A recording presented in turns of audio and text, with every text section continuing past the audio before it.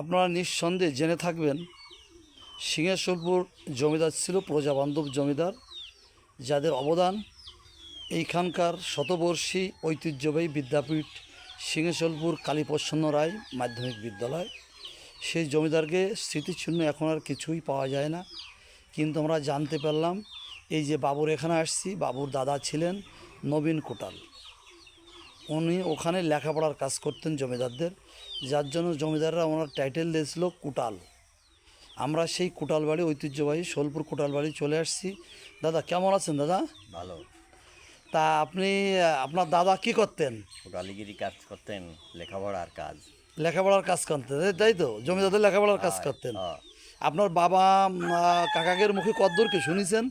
ওই শুনেছি যে ওই আমার জোরে, হ্যাঁ। আমার ওই বাবা ওই জমিদার বাড়ি কোটালিগিরি করতো, লেখাপড়ার কাজ করতো। হ্যাঁ, হ্যাঁ, এইভাবে তার মানে আপনি সেই নবীন কুটালের তৃতীয় প্রজন্ম, হুম, তাই তো? তৃতীয় প্রজন্ম। হ্যাঁ। তা আপনি তো জমিদার বাড়ি 71 সালে কদ্দূর কি দেখেছেন একটু নাকি? না, স্মরণ আসে না, তাই না? স্মরণে আসে না।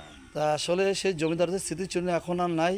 সামান্য কিছু জায়গা আছে যেটা স্কুল ভোগদখল করছে।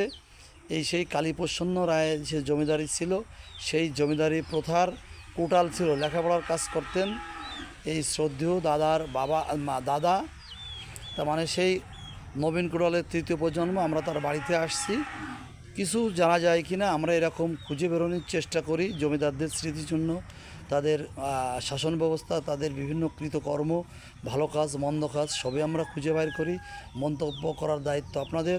আপনার নামটা একটু বলেন, জোরে জোরে বলবেন। তরুণ বিশ্বাস। হ্যাঁ, তরুণ বিশ্বাস। ওরফে তরুণ কুটাল। আমরা তো কুটাল হিসেবে আপনারা জানি, কোটাল হিসেবে জানি, তাই তো?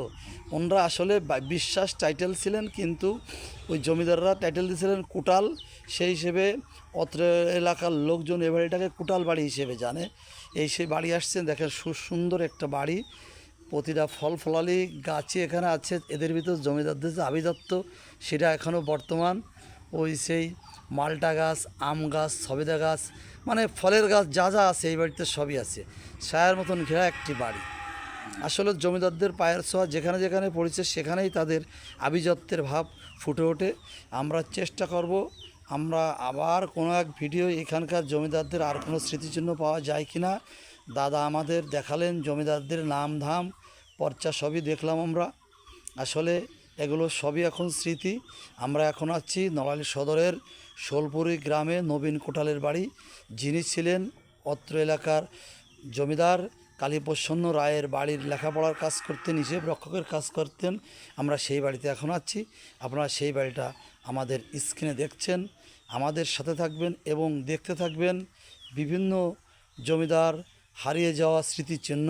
দাদা আপনি ভালো থাকবেন দাদা, আমাদের সময় দেওয়ার জন্য আপনাকে ধন্যবাদ।